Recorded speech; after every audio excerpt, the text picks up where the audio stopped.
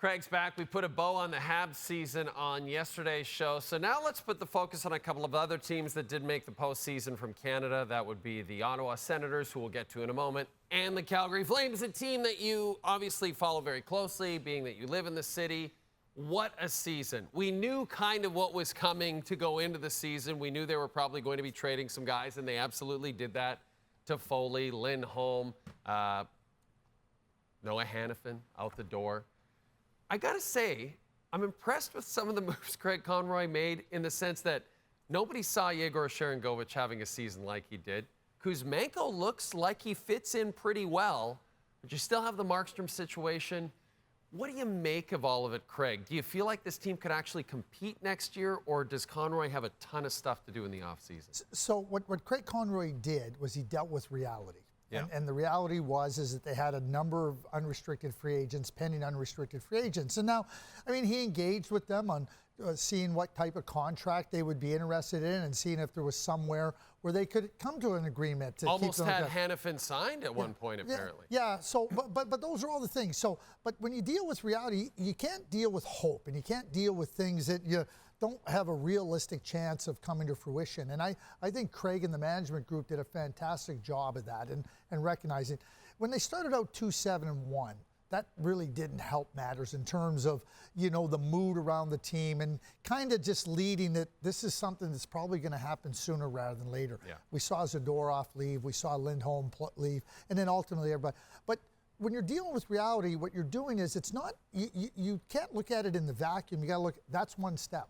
So we said we need some younger players, we need some prospects, we need some players that we think can maybe have a chance to blossom in a different environment.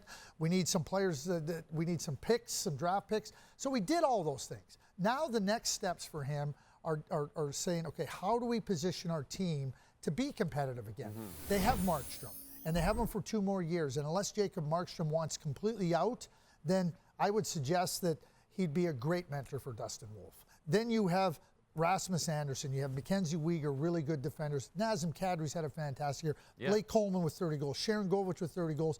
You start to look at some elements that are really good there. But now the next step for the Calgary Flames and for Craig Conroy is now, okay, how can we get some real impact players? How can we get difference makers in there? Mm-hmm. Not easy to do. You can identify them around the league, but those are the next steps. And those steps aren't going to change if you don't do it in June or you don't do it in free agency. That has got to be the focus. They got some really good young players, but they're going to have to find a way to get some difference makers. I'll give you an example just real quickly. The Vegas Golden Knights came to the league in the 17-18 season. Right. And it was pretty impressive. They went all the way to the Stanley Cup final. They did. And the Misfits, they were called the Misfits. Mm-hmm. But when they really took a massive step forward, they got Stone, they got Eichel, and they got Pietrangelo. They got difference makers. Kelly McCrimmon and George McPhee found a way to get difference makers. They got a difference maker behind the bench in Bruce Cassidy. That's when they took off. That's what the Calgary Flames have to do, is find difference makers. Be great if they could get Jonathan Huberdeau back to his Florida Panther ways too, but that's a whole other thing. He's played well in the second half of the season. Yeah, absolutely. Hopefully next season's a big jump for him. Let's move on to Ottawa, where their team captain Brady Tkachuk spoke to reporters on Thursday. Sick and tired of losing. I don't want to be going home in April anymore. It's frustrating. Disappointed. At the end of the day, it's just disappointing. I mean, everybody knows you just finished year 6 and haven't done a thing. I haven't played in those meaningful playoff games that I've imagined and the rest of the group have imagined a plan. So, but with saying that, I have full faith, trust in Steve, the rest of the management, Mr. Andlauer, and I have all my faith in them. That it's I think in years past been almost too involved in things, where this year I just want to take a step back, regroup, reflect, and let the people in charge make those decisions. This was probably the most difficult year I've had to date mentally. There's some days that weren't fun, and usually every day in years past it's always been fun to come to the rink, but there's moments this year where it was difficult to kind of come and when things weren't going so well. I guess first I'll just ask you what your initial thoughts were when you heard those comments. When you wear it on your sleeve, and Brady Tkachuk is a competitor. He's a dyed-in-the-wool competitor. He's won. He knows what it takes to win at different levels. And for him to be in a situation, it becomes disappointing, it becomes frustrating. I mean, what more can you ask from your captain than the honesty he just displayed there? And he does the same thing on the ice. And you do get sick and tired of it. And it does become hard to show up at the rink and think that you have a chance. He doesn't want to be part of losing because he doesn't have losing in any part of his DNA. Yeah. So that does become disappointing. You know, when I think about being on your show earlier, beginning of the season, I'm glad you didn't play that clip. You could play it though. Is when I said, you know, I was all in on the Ottawa Senators. You were. I was all in on the Ottawa Senators. Now, in your defense, you weren't the only one. A lot of people thought they were going to make that leap. Yeah, well, I did it on national TV, okay? And the clips are all out there. And I really did. I really thought they did. So obviously, I overestimated them. You know, I'm of the same mind as Brady Tkachuk. I think Michael Andlauer has run a top-notch organization wherever he's been, whether it's been in the hockey world or outside the hockey world in his other business. He's Steve Staios, who I have great respect for. And it's wonderful that Brady has lots of faith in them.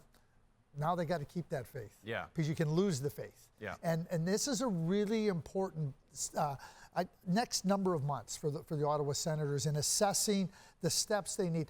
We know they have good young players. We know they have a group that can be successful. It's about sustaining it at a high level. It starts with getting a coach in there. And, you know, there's lots of talk about this coach or that coach. They need a coach that's going to come in there and immediately get the attention of the players, immediately understand. Why did Chris Knobloch have so much success in Edmonton? He didn't have any NHL experience, so I'm not just talking about Joel Quenneville or talking about Craig Berube, who have won Stanley Cups. Chris Knobloch had credibility the minute he walked in that room because of Connor McDavid. Right. Connor McDavid knew how good Chris Knobloch was, so now away you go, and away they went.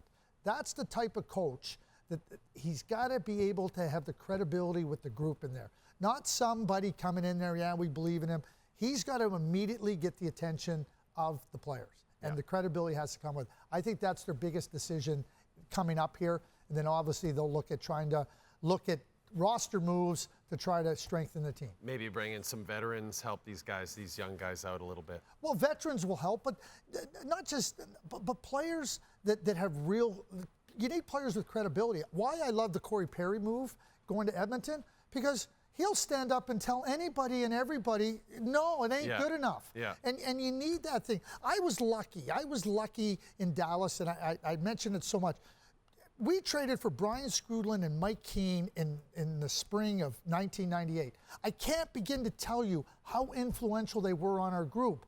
They were players that were good, solid players, good competitive players, but the influence, because they didn't put up with anything below and there, and nobody could challenge them because they'd won and they'd had success. Corey Perry, those are the types of players I'd be looking to try to add. And when I got Marty Jelena traded for Chris Drury and Stefan Yell in Calgary. It was all about the idea of guys that had won. And I didn't want one. I wanted multiple guys because Jerome, again, and Robin Regier and those players, they were all ready to take the next steps. But they weren't going to be able to do it on their own. There you go. I like that, Craig. I like that a lot. And you're off to the World Under-18s now. So when will I get to see you sitting here beside me again? Probably in May, right when I get back from the U18s. All right, we'll see you in May. Yeah, we can FaceTime while I'm in Finland, you know. Oh, that'd be nice. Bring me something back nice if you remember. Why wouldn't I remember?